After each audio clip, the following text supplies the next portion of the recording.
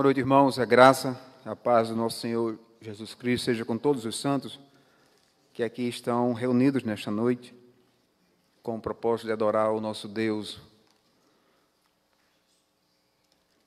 Queremos fazer isso, então, por meio da recomendação bíblica, lendo a palavra do Senhor no Salmo de número 124. Então, quero convidar todos, aqueles assim que podem, com reverência à palavra e ao Senhor da palavra, que possam ficar de pé. E então, leia o Salmo de número 124. De forma alternada, leamos então este Salmo, onde farei leituras dos versos ímpares e a congregação, em suas versões, os versículos pares. Diz então assim a inerrante palavra do Senhor, cântico de romagem de Davi. Não fosse o Senhor que estivesse ao nosso lado, Israel, que eu diga.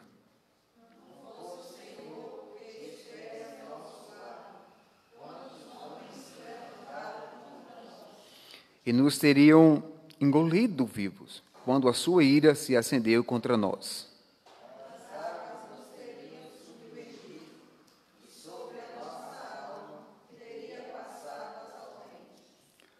Águas impetuosas teriam passado sobre a nossa alma.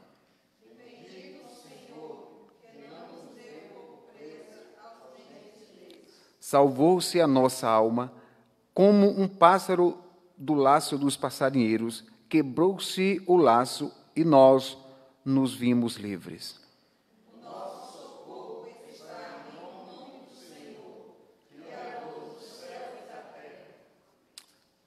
Amém. Oremos ao Senhor, o nosso Deus. Senhor, nosso Deus, eterno Pai, graças nós te damos, ó Deus. Te louvamos, Senhor, porque o Senhor convida a sua igreja nesta noite para se apresentar diante do Senhor, do Rei da Glória, ó Deus, nesse santa convocação solene, onde, ó Deus, o Senhor mesmo vem ao nosso encontro, onde o Senhor, Deus, habita no meio de nós. Nós te louvamos, ó Deus, porque por meio de Cristo, por causa do seu sacrifício na cruz, é possível então, ó Deus, pecadores se achegarem a Ti. É possível então, Senhor, receber, ó Deus, a nossa oferta, ó Deus, o nosso culto ao Senhor. Ó Deus, que então, nesta noite, toda a atenção, ó Deus, os nossos pensamentos sejam tão somente, ó Deus, direcionados ao trono do Senhor. Ó Deus, que sejamos levados a adorar o Senhor, como assim nos ensina a Tua palavra. Ó Deus, um culto racional, inteligível, com todas as nossas forças. Ó Deus, porque o Senhor fala conosco, ó Deus, nós podemos, ó Deus, entregar ao Senhor, ó Deus, aquilo que é fruto, ó Deus, de uma adoração verdadeira, por causa de Cristo que morreu na cruz do Calvário.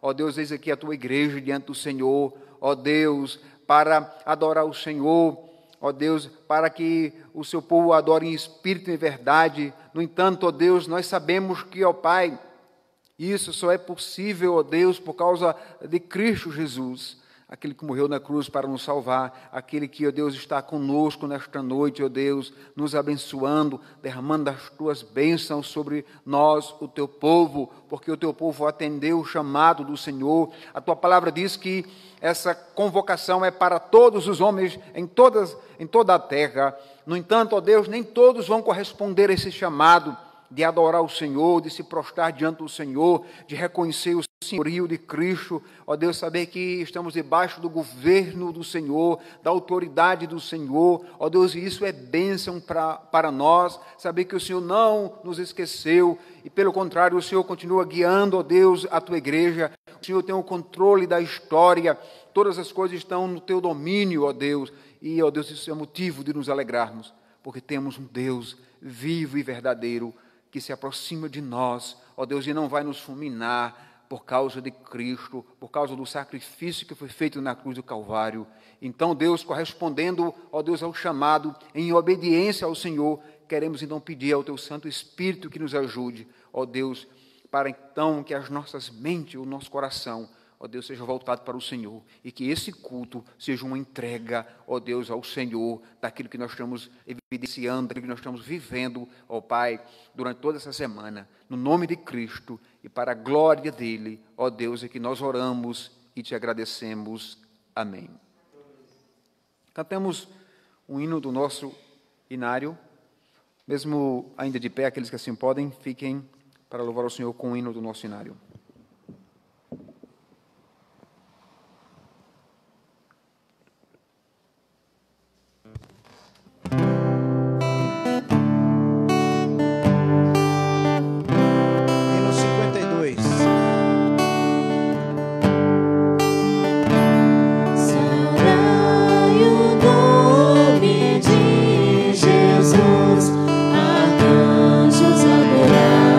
Arcanjos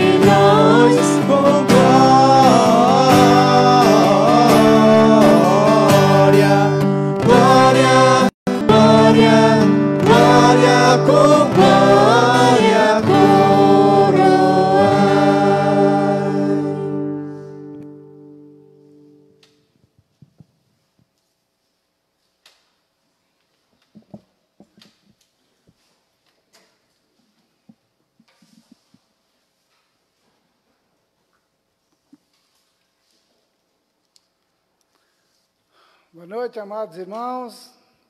A graça e a paz do Senhor Jesus. Amém. Amém, irmãos? Amém. Visão do profeta Isaías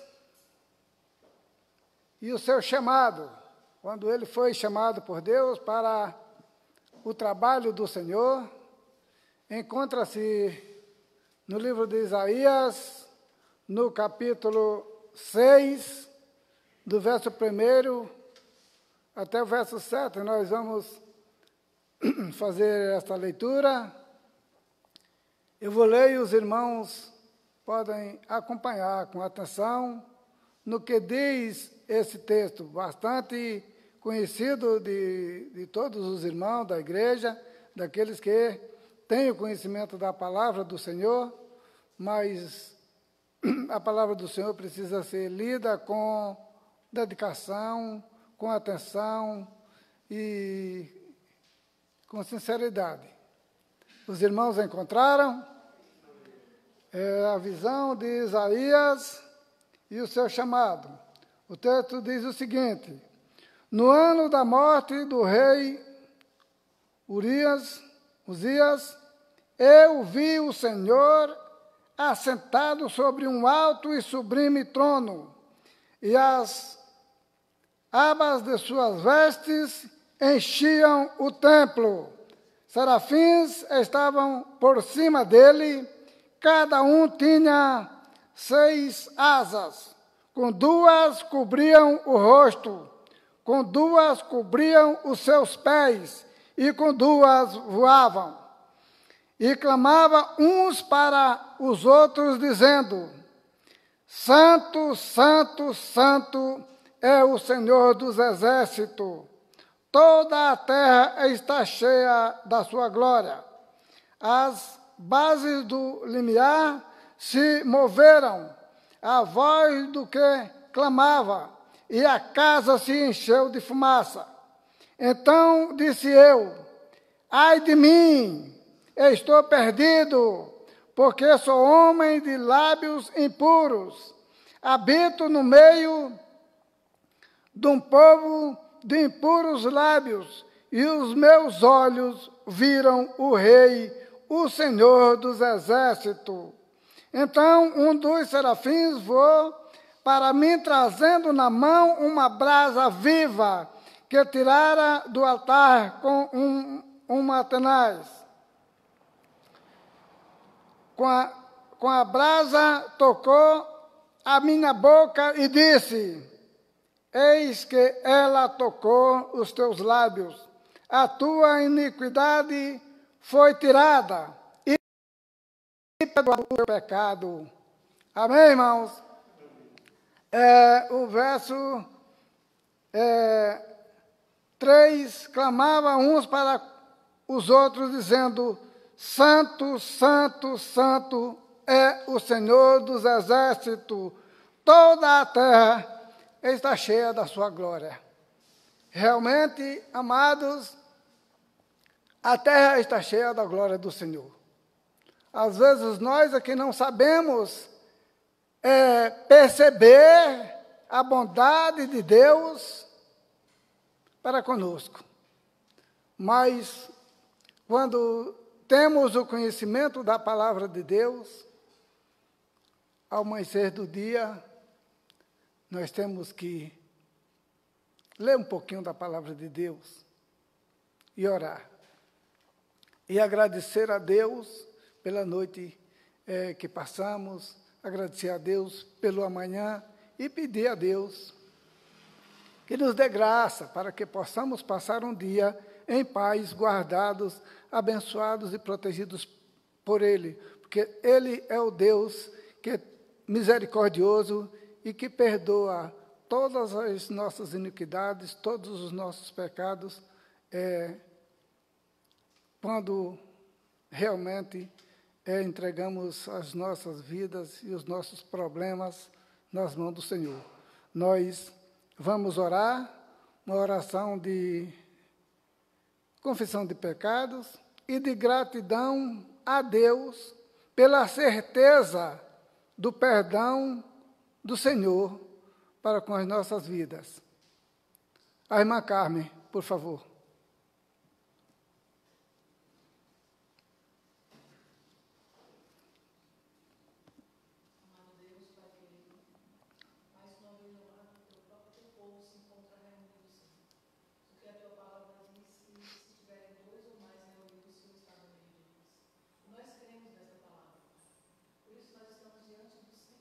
Sim, Pai.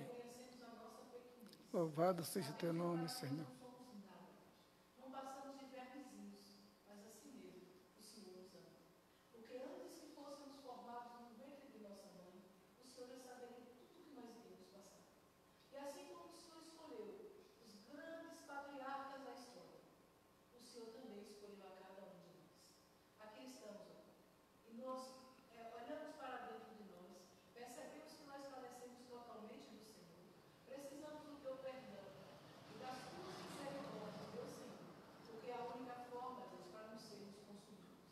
Olha para cada um de nós, examina-nos, ó Deus. Nós sabemos que a tua palavra tem poder para discernir aonde a mente não vai, a tua palavra pode, Senhor. Então, Deus, nos liberta, nos lava com o teu sangue, nos livra de todo o mal, Senhor, todos os pecados que Sim, Pai. que cometemos, meu Senhor, que o Senhor conhece até os mais profundos. O Senhor nos perdoa, porque nós somos pobres, somos carentes, e como vasos, ó Deus, nós somos na tua mão, Senhor, para ser moldados. Eis-nos aqui, Senhor Deus. Visita cada um de nós. Olha para a nossa situação pecadora, Senhor. Sim, Pai. Nós oramos a Ti e te agradecemos porque se até aqui nós chegamos, Sim, é Senhor. a tua mão poderosa nos trouxe. O Senhor hoje pela manhã, Deus, nos deu a oportunidade de abrir os nossos olhos, de nos pôr sobre os nossos pés e caminharmos nisso, de glorificar o teu nome. E aqui estamos nós, ó Senhor, ao fim desse dia, para dizer ao Senhor que tu és grande, tu és exaltado, tu nos examina, tu nos vê e vem de encontro às nossas necessidades. Nós somos pequenos, mas tu é grande, Pai, e o teu poder é infinito.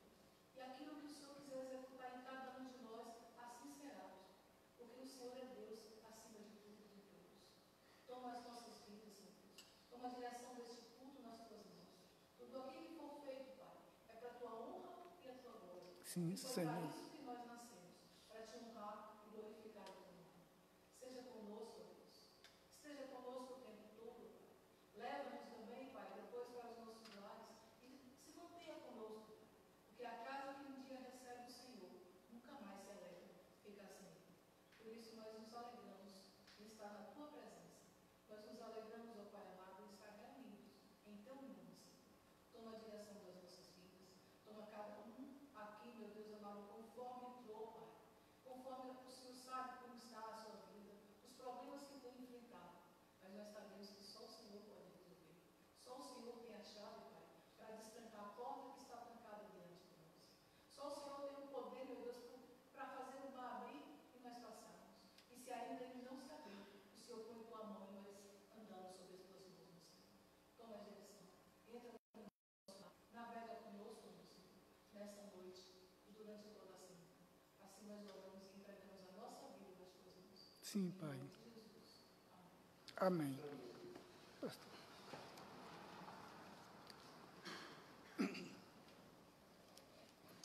Graças a paz, irmãos. Convido os amados que, mais uma vez, está com a sua Bíblia aberta, que abra aí no Salmo 98. Salmo 98, faremos a leitura de forma uníssono. Salmo de número 98. Leremos dos versículos 1 aos versículos 9, ao versículo 9. Salmo 98, todos em uma só voz. Diz assim a palavra do nosso Deus: cantai ao Senhor um cântico novo, porque Ele tem feito maravilhas. A sua destra e o seu braço santo lhe alcançaram a vitória. O Senhor fez notório a sua salvação, manifestou a sua justiça perante os olhos das nações. Lembrou-se da sua misericórdia e da sua fidelidade para com a casa de Israel. Todos os confins da terra viram a salvação do nosso Deus. Celebrai com júbilo ao Senhor, todos os confins da terra. Aclamai, regozijai-vos e cantai louvores. Cantai com harpa louvores ao Senhor, com harpa e voz de canto, com trombeta ao som de buzinas. Exultai perante o Senhor, que Ele é Rei. Ruja o mar e a sua plenitude, o mundo e os que nele habitam.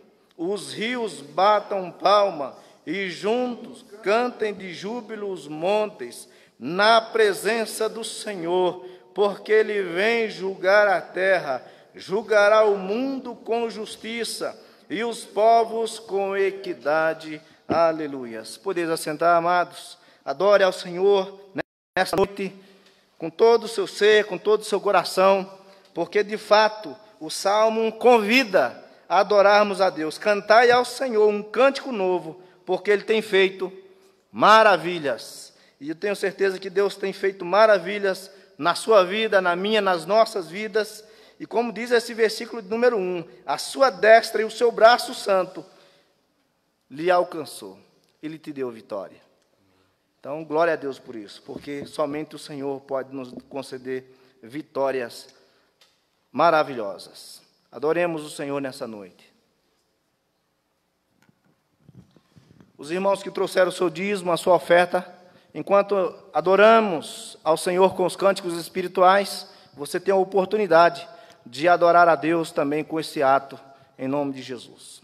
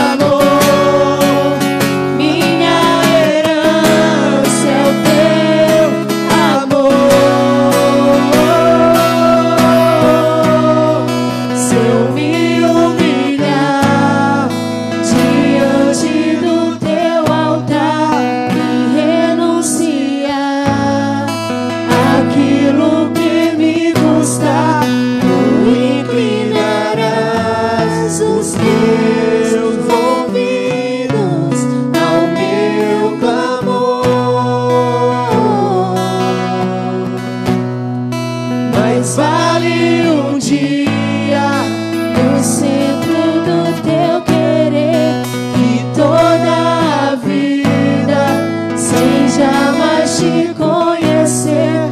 Tu és minha fonte, minha colheita, minha herança.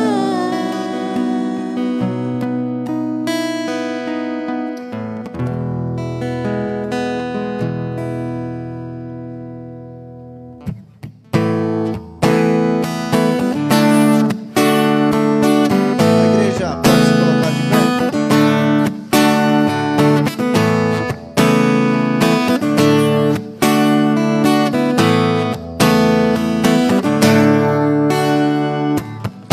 É a graça de Jesus que me faz caminhar. É o amor do Pai que me faz viver. O poder do Espírito está sobre mim, que me faz vencer, que me faz vencer. É a graça de Jesus que me faz caminhar. É o amor do Pai que me faz viver. O poder do Espírito está sobre mim, que me faz vencer, que me faz vencer. Não há nada no mundo maior que o meu Deus. Todo o universo está em suas mãos. Ele é o Alfa, meu olhar. Os seus olhos de graça estão sobre mim.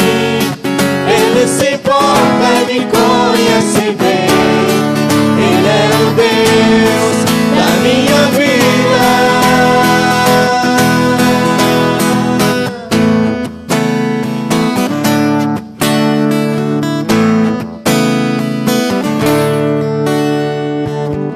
É a graça de Jesus que me faz caminhar. É o amor do Pai que me faz viver. O poder do Espírito está sobre mim,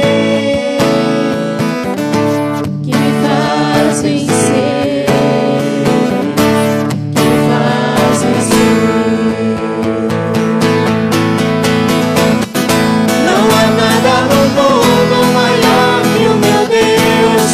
Todo o universo está em suas mãos. Ele é o Alfa, meu olhar. Os seus olhos de graça estão sobre mim. Ele se importa e me conhece bem. Ele é o Deus da minha vida. Não há nada no mundo maior que o meu Deus. Todo o universo está em suas mãos. Ele é o Alfa, meu olhar. Os seus olhos de graça estão sobre mim. Ele se importa e me conhece bem. Ele é o Deus da minha vida, da minha vida.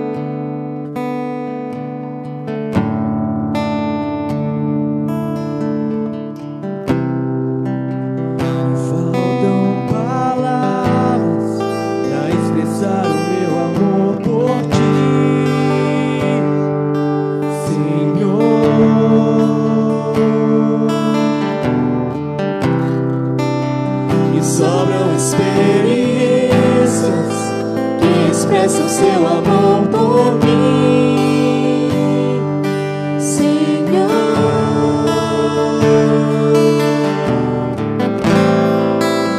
Levastes o meu fardo, me perdoando.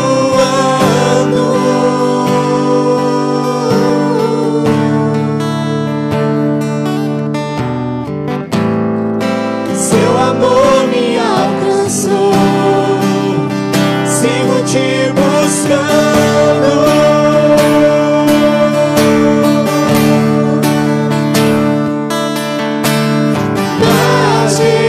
Majestoso, poderoso, Deus eterno, Pai bondoso, incomparável, maravilhoso, Tu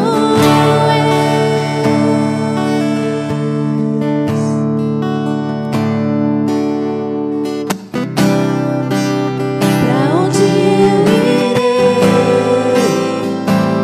pois só Tu tens palavras de vida eterna.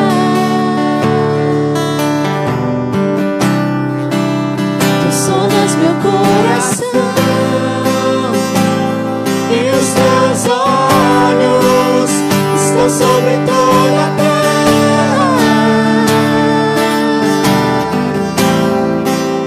Levastes o meu fardo, me perdoando.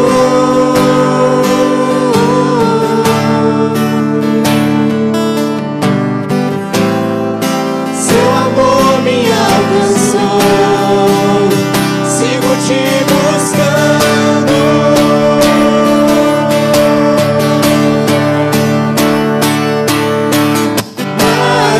Majestoso, poderoso, Deus eterno, Pai bondoso,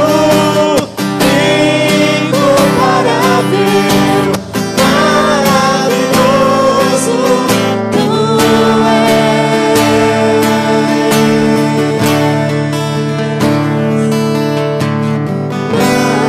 majestoso, poderoso, Deus eterno, Pai bondoso,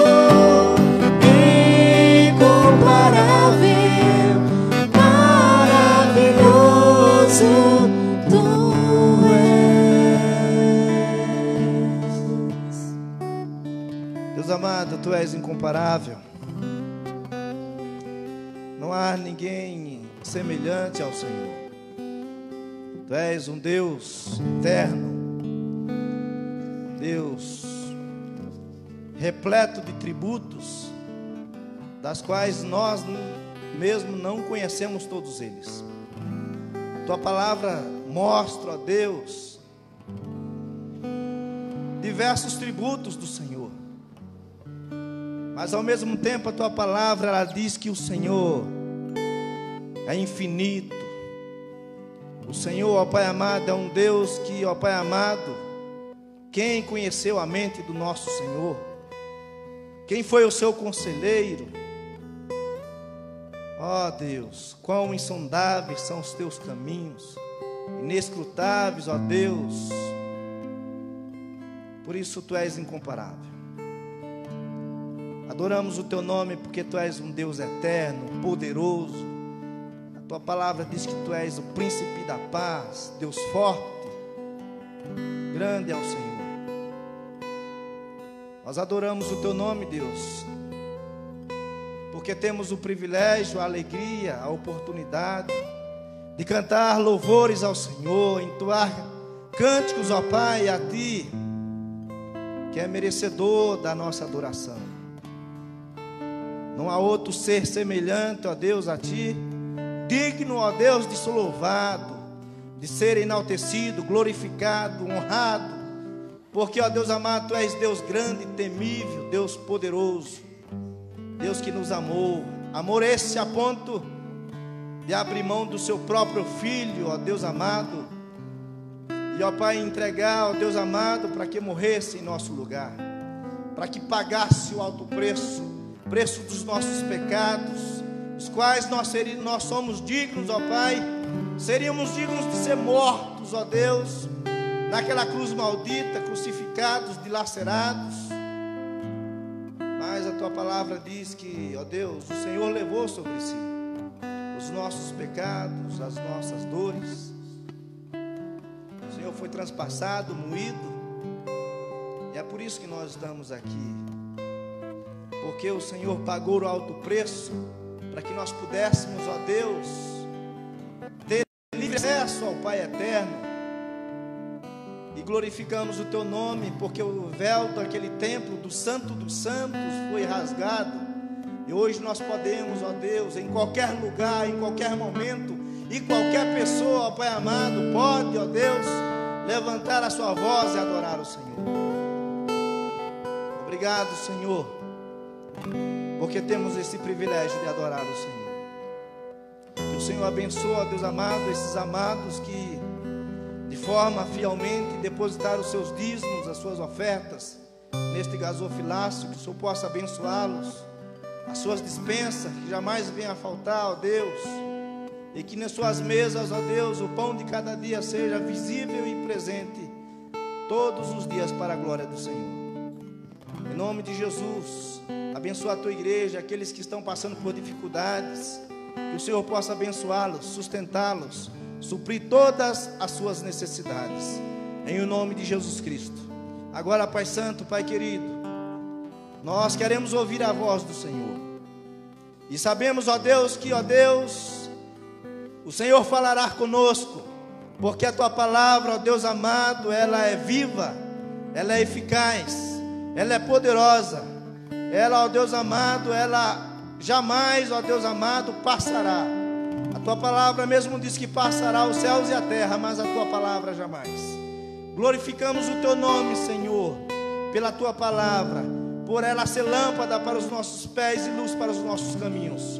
Glorificamos o Teu nome pela Tua palavra, palavra esta sempre atualizada, palavra essa, ó Deus amado, que não tem prazo de validade, que sempre falou ao Teu povo no passado, no presente, e falará no futuro. E o Senhor falará nesse momento por intermédio dela.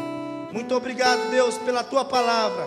Palavra esta, ó Deus amado, que ela, ó Deus amado, nós temos, ó Deus, o privilégio de tê-la em nossas mãos. Assim nós glorificamos por esse acesso, por essa liberdade que temos, ó Deus, à Tua palavra. Assim nós te pedimos a bênção do Senhor. Sabemos que a Tua palavra já está abençoada.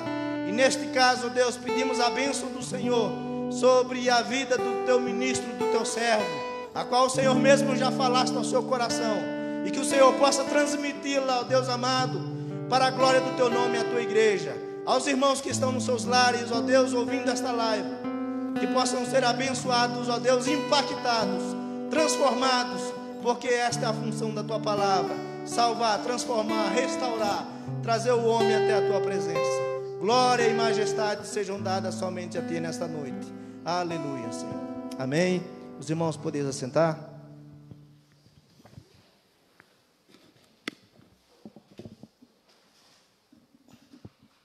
Quero convidar os irmãos a abrirem suas Bíblias na primeira epístola que foi escrita pelo apóstolo João, capítulo de número 2. Nós vamos dar sequência à série de exposições nessa carta, que começamos e paramos por causa do momento que vivemos, mas, no entanto, retornando agora às atividades normais, nós queremos, então, retornar à exposição dessa carta. Primeira epístola de João, capítulo 2, nós vamos ler do verso 18 até o verso de número 26. Peço que ao término da leitura você permaneça com a Bíblia aberta aí, pois nós vamos expor o texto.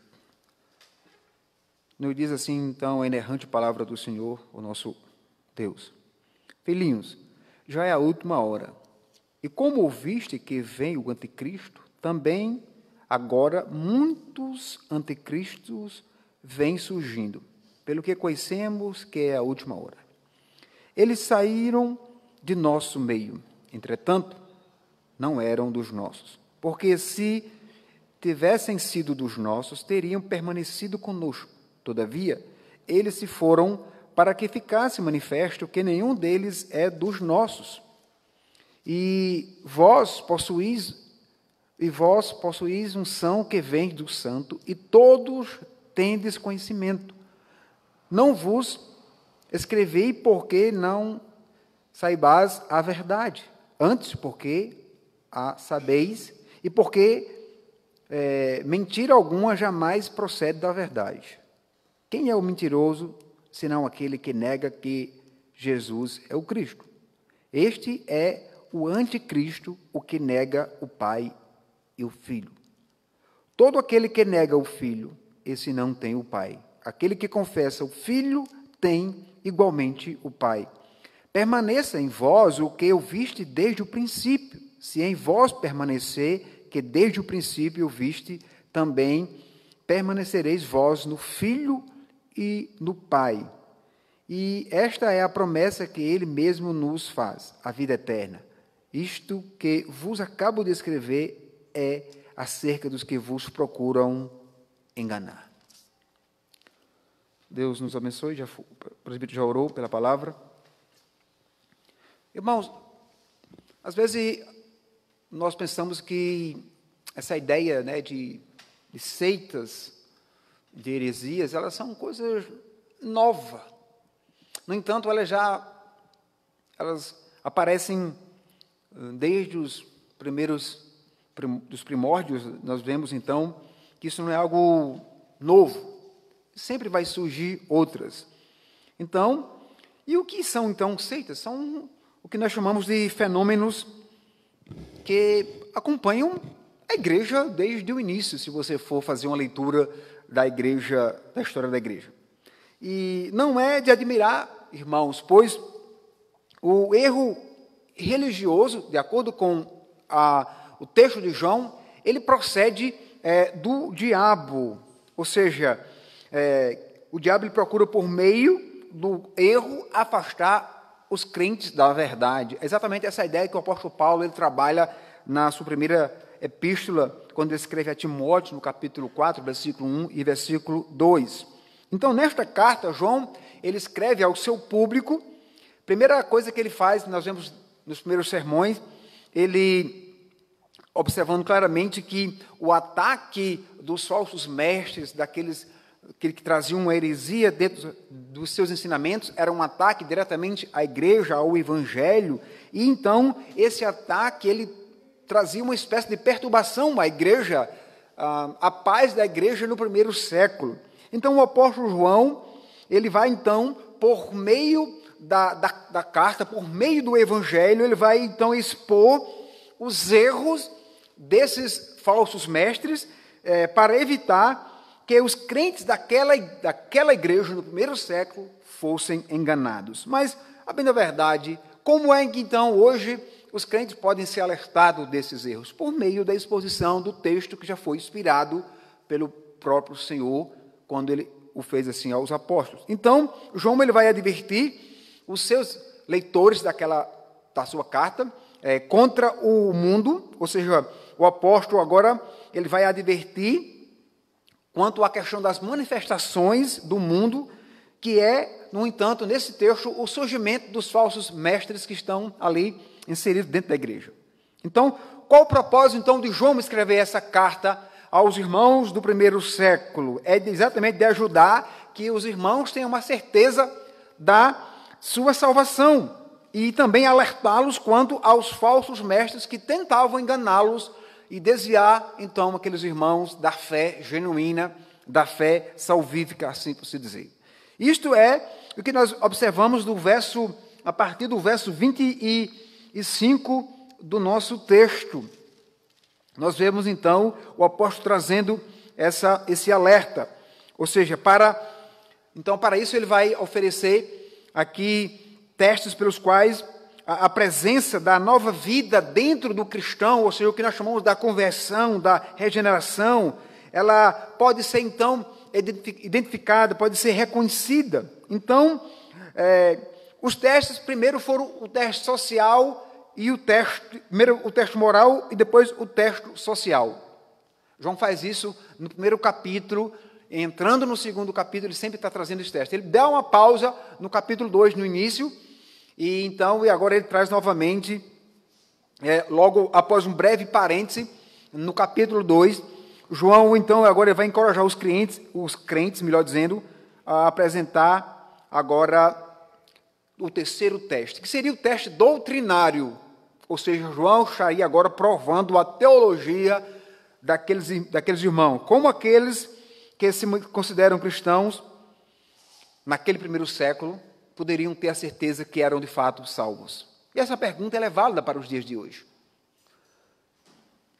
Nesse verso, João responde que eles podem ter certeza, com base unicamente, irmãos, em sua atitude com relação à verdade de Deus revelada na pessoa de Cristo Jesus.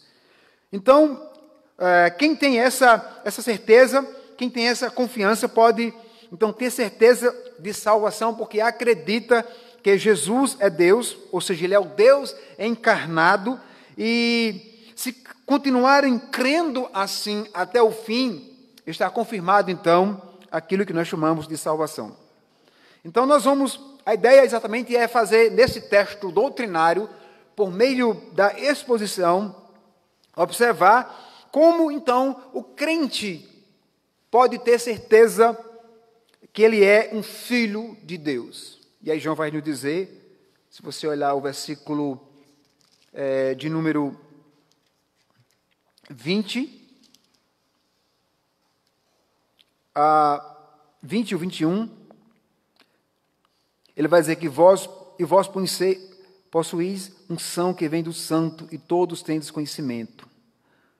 Não vos escrevi porque não saibais a verdade, antes porque a sabeis, e porque mentira alguma jamais procede da verdade. Então, veja só, ele vai dizer que o primeiro meio é por causa ou pelo Espírito que habita neles, ou seja, na igreja, a saber, o Espírito Santo. Apesar dos esforços aqui dos falsos mestres, João então assegura aos seus leitores, aos irmãos daquela igreja do primeiro século, que os verdadeiros crentes não seriam iludidos por mentiras, eles não seriam desviados. Por quê? Porque eles possuíam a unção do santo, no versículo 20.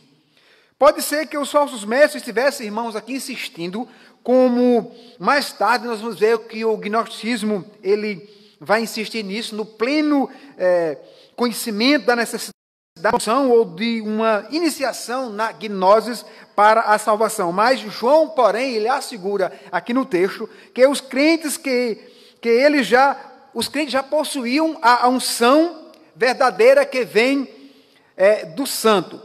E isso já era suficiente. Mas a pergunta é, que unção é essa? Para tanto, nós precisamos recorrer ao Antigo Testamento e saber que a unção era um óleo derramado nas cabeças dos reis, simbolizando a consagração. Nós vamos ver isso quando Samuel vai ungir os reis, tanto Saul também como Davi. Mas a unção, nesse contexto, ela não se refere a esse tipo de óleo que era ungido, que era usado no Antigo Testamento. Não é essa a ideia. A ideia aqui é que o conteúdo da unção é o Espírito. Então, essa unção se refere ao Espírito. E quem é que o unge? Se não é um óleo, não é um homem que unge, então se é o Espírito, quem unge? Paulo vai afirmar que Deus ungiu os crentes.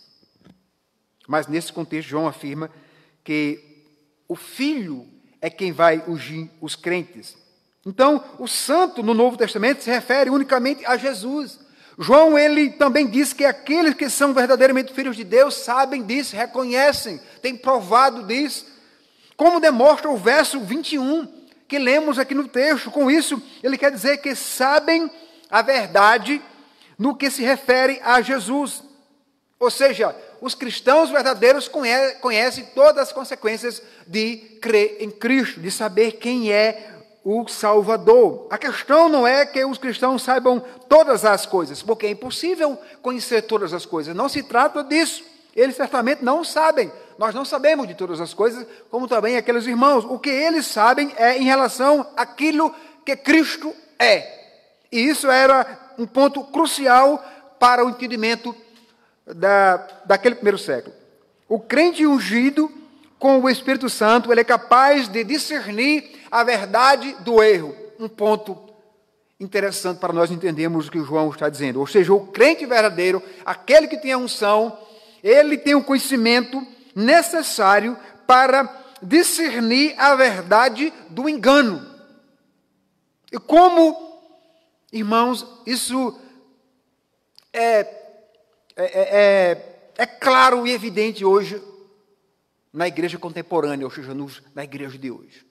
Como nós precisamos, tanto quanto aqueles irmãos do primeiro século, conhecer as Escrituras para ter esse discernimento, para saber o que de fato é bíblico e o que não é. Porque hoje há uma mistura de novos elementos no culto, e então há uma confusão na cabeça do povo, e então trazendo as pessoas a êxtase ou qualquer outra coisa do gênero. Nós precisamos, porque nós temos a mesma unção que aqueles irmãos tiveram no primeiro século. Então perceba que a diferença entre aqueles que não têm o Espírito, daqueles que têm o Espírito, ou seja, os crentes são conhecidos por causa dessas características, por causa de duas características.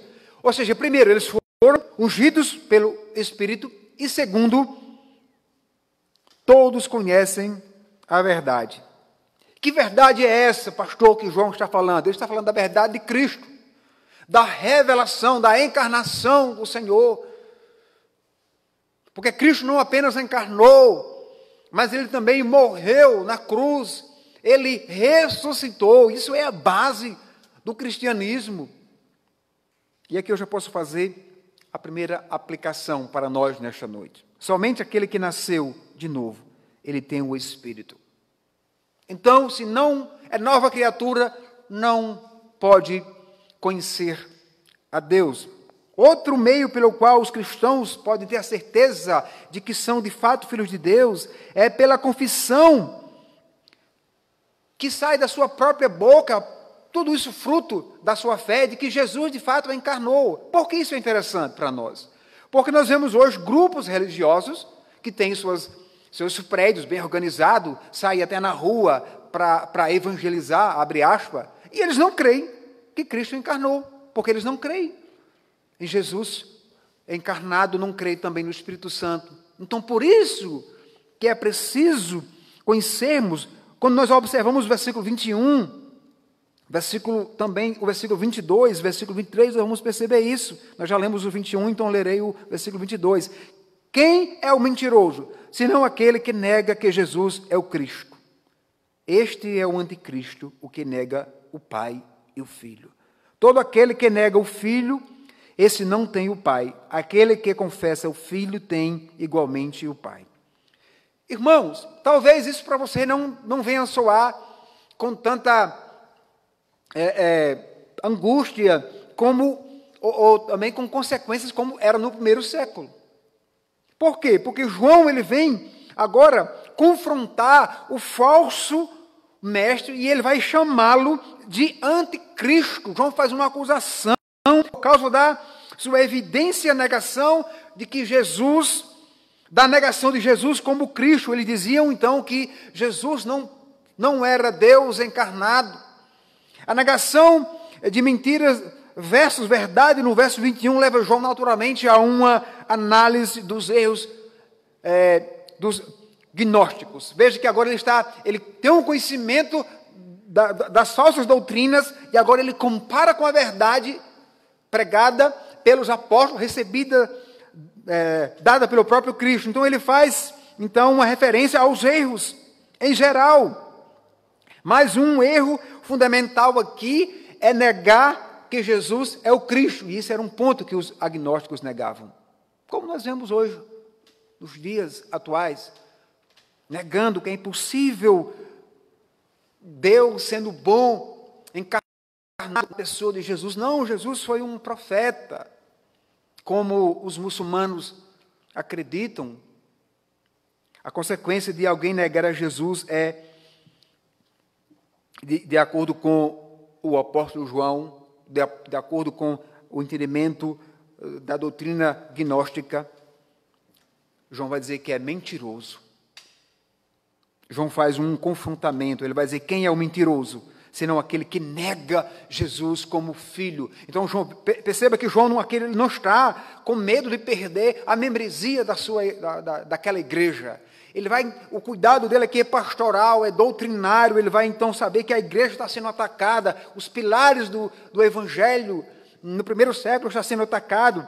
Mas a confissão, Jesus é o Cristo, não significa apenas que Jesus é o Messias. Esperado no Novo Testamento não significa apenas uma expressão verbal.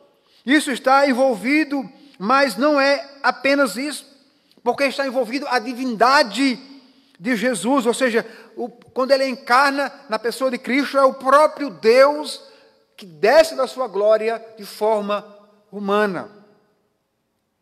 Então, no período de João, durante a última metade do primeiro século, havia um judeu chamado Cirinto. Se você for pesquisar, hoje na internet você vê acerca dele. E essa pessoa, ela negava o nascimento virginal de Jesus. Então, ele afirmava que Cristo desceu sobre o homem Jesus no ato do batismo, quando Jesus foi batizado por João Batista no Jordão, mas abandonou na cruz antes de morrer. Veja que loucura. Então, isso era a doutrina ensinada, não só por Cirinto, mas também sustentada para os agnósticos. Para Cirinto, e para não só Cirinto, mas para os gnósticos do primeiro século, Jesus não era Cristo. Ou seja, ele não era Deus. E João se opõe a esse ensinamento, ele está dizendo, esses são falsos, e aquele que nega Cristo, ele é o anticristo. Aqueles que negam que Jesus é o Deus encarnado, ele é o anticristo. E a nossa confissão de fé, a confissão de fé do Westminster, ela trabalha muito bem e vai dizendo que não é apenas um anticristo, mas são mais de um. Então, quando João fala do anticristo, ele não está apontando para uma pessoa, mas para um princípio, ou seja, aquele que não confessar Jesus como Cristo, ele não tem regeneração, ou seja, não há conversão na vida dessa pessoa. Ela não conhece Deus. Deus não se manifestou com a unção do santo na sua vida. Todos que rejeitam o ensinamento bíblico de que Jesus é o Filho de Deus, ou seja, o Filho de Deus, homem, enganam-se a si mesmo, como, de acordo com João vai dizer que são mentirosos. Ao negar que Jesus é Deus e homem ao mesmo tempo, estão negando o coração do Evangelho. O cerne da fé cristã está no fato de que Jesus é Deus perfeito e homem perfeito. Os credos apostólico Atanásio, o credo Atanásio do século IV afirma exatamente isso. Exatamente, literalmente vai dizer, pois a fé correta é que cremos e confessamos nosso Senhor Jesus Cristo, o Filho de Deus, como Deus homem. Deus de substância do Pai, originado antes do mundo, e homem, substância de sua mãe, nascido no mundo, Deus perfeito e homem perfeito. Então, no primeiro século, você já tem essa ideia negando a divindade de Cristo. Foi preciso, então, se construir, fazer teologia para confrontar os erros.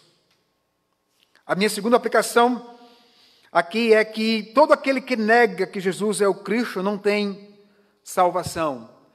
Todo aquele que confessa Jesus, que é Filho de Deus, tem a vida eterna. Porque todos aqueles que negam o Filho, eles não têm o Pai. Então isso é uma forma de sabermos se de fato somos filhos de Deus, se cremos na encarnação. Terceiro, outra forma de entender, de termos a certeza que somos filhos de Deus, é pela permanência nessa verdade. Porque alguém pode crer apenas temporário, por algum breve momento. Então, quando nós, agora voltando o texto para o versículo 18, 19, depois nós vamos saltar para o 24 e 27, o 18 diz: filhinho, já é a última hora, e como ouviste que vem o anticristo, também agora muitos anticristos têm surgido, pelo que conhecemos que é a última hora.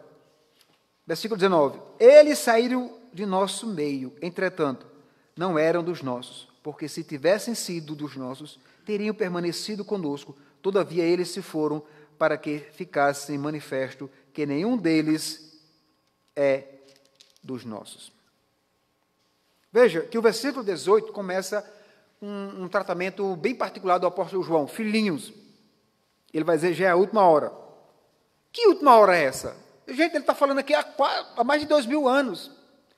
E qual é a ideia aqui? A ideia é que essa mensagem do Novo Testamento, de que quando Cristo veio, nós entramos nos últimos dias. Aqui está a ideia do milênio, ele inaugura o seu reino. Os últimos dias, e ninguém sabe, só Deus sabe quanto tempo durarão esses dias. Ou seja, que Cristo inaugura o milênio, e esse milênio será terminado na sua segunda volta. Por isso somos amilenistas, pelo menos os calvinistas, boa parte deles o são. E aí, então, é a ideia mais clara para nós entendermos que não faz muito sentido a ideia pré-milenista, de entender de que esses 1000 anos são literários e que o diabo vai ser solto, aquela coisa toda. Veja que os anticristos, eles sairão, eles não faziam parte do povo de Deus. Isso é interessante aqui, porque talvez em um estudo, sendo um estudo mais, com análise mais profunda, exegética, como estamos fazendo aqui, é mais claro entender isso do que apenas um olhar literal do texto. Ou seja, podemos ver então aqui que eles não faziam parte do povo de Deus, por isso eles saíram. A essência do espírito do anticristo, irmãos, é negar que Jesus é Cristo, ou negar que Cristo era completamente Deus encarnado. Então, o que acontece? João vai dizer, eles saíram. João quer certificar que os crentes entendem que aqueles chamados de anticristo deixaram a igreja. Porque, na realidade, eles não eram da igreja. O versículo 19 vai dizer isso. Eles frequentaram os cultos por algum tempo. Nunca estiveram em Cristo.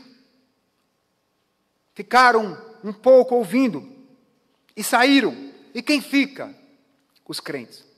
Não estou me referindo a pessoas que saem da igreja e vão para outra denominação. Estou me referindo a pessoas que vão para o mundo e morrem sem se reconciliar com o Senhor. Os crentes, então eles ficaram. Então a permanência na congregação até o fim é uma das provas externas de que alguém de fato é salvo pela graça. Mas os anticristos, eles saem. Mas os que são, de fato, convertidos permanecem. A palavra-chave aqui é permanência. Veja, perceba, contra os anticristos que deixaram a igreja, João agora apresenta que os verdadeiros filhos de Deus, eles então permanecem. Aqui João apresenta dois imperativos nos versos 24 e verso 26. Ele vai dizer que os cristãos devem fazer aquilo que Paulo recomenda em vários textos, por exemplo, a Timóteo, no capítulo 3, versículo 14 e 17. Eles devem permanecer nos ensinamentos dos apóstolos. Por isso, a igreja é igreja apostólica. Porque a base dos ensinamentos é dos apóstolos. Por isso, a igreja, ela sempre foi e sempre será igreja apostólica. Só que os ensinamentos dos apóstolos, por si só, irmãos, não são suficientes para manter os cristãos na verdade. Por mais importante que sejam, pois os agnósticos também tinham. Eles ouviram a verdade, mas eles se apartaram dela. Então não basta apenas, eu sei que está escrito, um dia eu frequentei, um dia eu caminhei. O outro elemento que os cristãos têm, que os gnósticos não têm é exatamente o Espírito Santo. Que João já trabalhou nisso. João vai dizer que exatamente a unção dada pelo Santo, ele vai dizer, o Senhor mesmo deu. Por isso o Senhor, após ser assunto aos céus, ele disse, permaneçam em Jerusalém. Permaneçam em Jerusalém. E do alto vocês serão revestidos com poder. Isso de fato aconteceu. A palavra de Deus, irmãos, e o Espírito é a nossa única esperança.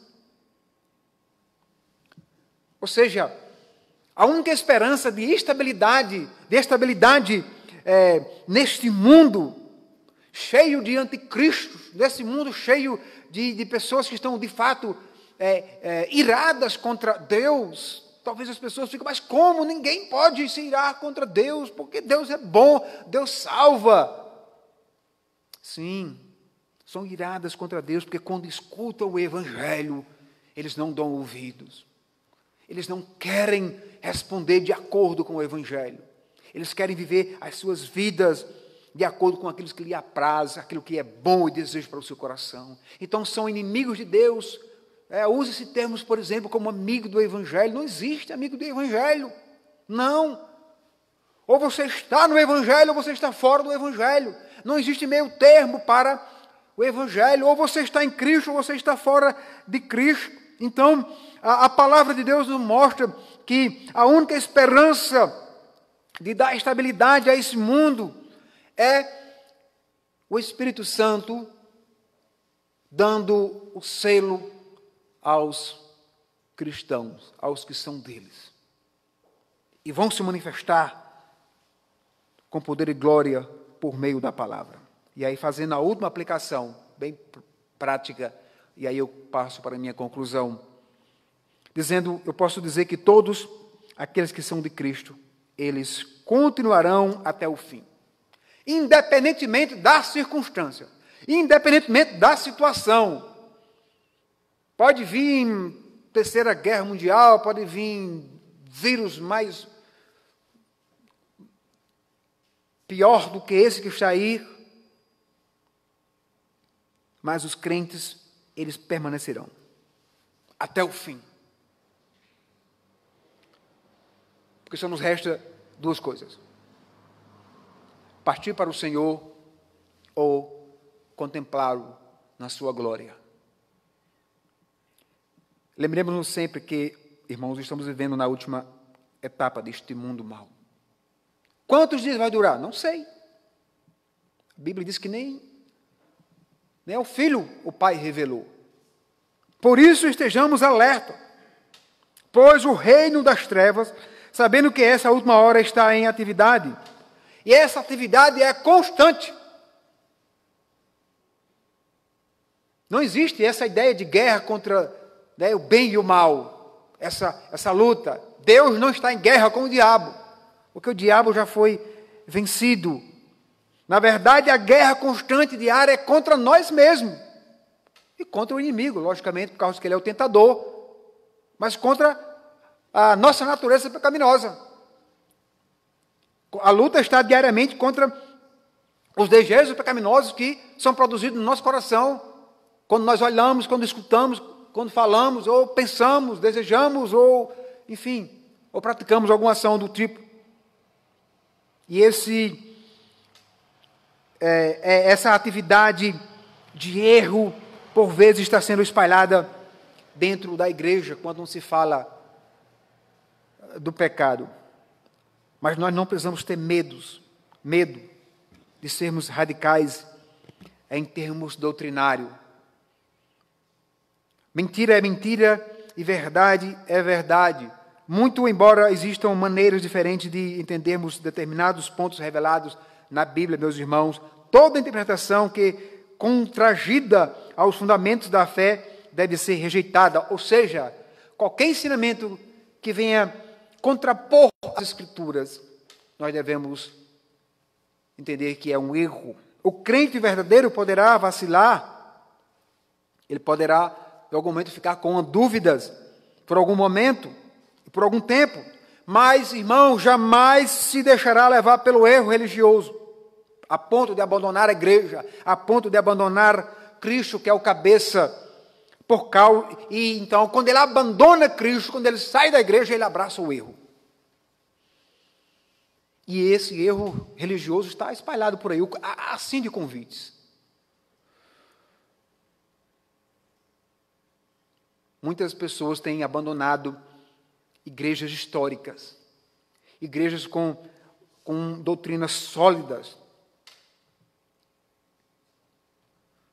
para enveredar por caminhos, por promessas religiosas falsas. Os que apostataram da fé e foram para o erro religioso, na verdade, nunca foram crentes de verdade. O autor dos Hebreus, ele trabalha muito bem isso. A palavra de Deus vai dizer isso, que quem apostata da fé, na verdade, nunca foi salvo. Por quê? Porque partindo do princípio, ou do pressuposto de que a salvação é um decreto de Deus, e Deus faz isso na eternidade, Deus olha para o homem, Deus escolhe o homem, sem ver nele bem algum, como diz Paulo, escrevendo a carta aos Efésios. Então, o crente verdadeiro, ou seja, o salvo, não pode perder a salvação. Mas aquele que estava dentro da igreja, aquele que abraçou o erro, ele demonstra claramente que ele nunca foi salvo, por isso ele saiu da igreja. E não pense que o anticristo está tão distante. Fiquemos atentos aos erros e possamos então nos voltar para Deus por meio da sua palavra com fé. Que Deus nos abençoe e que Ele aplique a sua boa palavra em nossos corações. Fiquemos de pé, farei a oração encerrando, depois estarei impetrando a bênção dos apóstolos e logo em seguida dando os avisos da semana. Senhor, nosso Deus e Pai, bendito seja o Senhor que nos escolheu desde a eternidade. Nos deu a Tua palavra revelada. A igreja primitiva, ó Deus, os primeiros irmãos, o primeiro século, eles tinham apóstolos, eles tinham os profetas ali, ó Deus, conduzindo a igreja na verdade. No entanto, o Senhor, quando retira, ó Deus, os apóstolos da igreja, o Senhor nos dá a Tua palavra revelada. Então nós temos de Gênesis a Apocalipse, toda a revelação do Senhor. Tudo que o Senhor, ó Deus, queria que a igreja ficasse sabendo, está aqui revelada. Por isso nós temos a Bíblia como nossa única regra de fé e prática. Ó Deus, e nós servimos ao Senhor. Estamos vendo em dias maus, em dias que muitas vezes a nossa fé é provada, em dias, ó Deus, que temos que testar, somos testados, e temos que dar, ó Deus, prova da nossa fé. Deus, nós te pedimos em nome de Cristo que o Senhor nos livre, ó Deus, do erro religioso. Ó Deus, nos livre, ó Deus, ó Pai, da covardia, de saber que temos a verdade nas nossas mãos e por vezes temos a oportunidade de corrigir, mas, ó Deus, indo pelo lado do politicamente correto, nós não abrimos a boca e vemos pessoas saindo de igreja, vemos pessoas indo para erros religiosos, quando na verdade, ó Deus, poderíamos pelo menos alertá-los do perigo que aguarda eles. Que o Senhor cada dia mais nos firme na Tua palavra, que dá vida à Tua igreja, porque temos a unção, ó Deus, que vem do Santo, ó Deus, a unção que vem do Senhor, ó Deus, que uma vez nos chamou, nos regenerou, justificou, não por meio de obras, como diz o apóstolo Paulo, mas sim, tão somente por graça. Possamos então, ó Deus, louvar o Teu nome, pela bendita salvação que foi nos dada, ó Deus, e colocarmos em prática a Tua palavra nas nossas vidas. Pai amado, nós te pedimos em nome de Jesus, que o Senhor conduza o Teu povo para os Teus lares, dai uma semana de bênção, proteja a Tua igreja. Deus, nos livra, nos guarde de todo mal. Pedimos pela nossa nação, ó Deus, que vive, ó Deus, que está coagida por causa do Covid-19. Deus, nós te pedimos pelos cientistas que pesquisam uma medicação mais eficaz. Te pedimos pelos profissionais da área, ó Deus, que estão sem ver famílias há dias, porque estão lutando, estão na linha de frente. Deus, os proteja, livre e os guarda. Deus, também tem misericórdia, ó Deus, dos Teus servos, pastores, famílias que estão contaminadas com o vírus. Deus, que o Senhor os livre, os proteja, em nome de Jesus. Continua protegendo a nossa cidade, ó Deus. Ó Pai, mas também tendo em mente, ó Deus, a responsabilidade social e também, ó Deus, bíblica de salvaguardar a vida, no que se diz respeito, ó Deus, ó Pai, de seguir as orientações, ó Deus, da saúde, ó Pai. Devemos então estar atentos a isso, que o Senhor nos livre, nos guarde de todo mal. É isso que nós pedimos ao Senhor e no nome de Jesus oramos e te agradecemos. Sendo assim, meus irmãos, que a graça do nosso Senhor e Salvador Jesus Cristo, o amor de Deus, o nosso eterno e bom Pai, que as consolações do Espírito Santo repouse sobre todo o povo de Deus reunido aqui e em toda a face da terra, hoje e para todo sempre. Amém. Podem tomar assentos.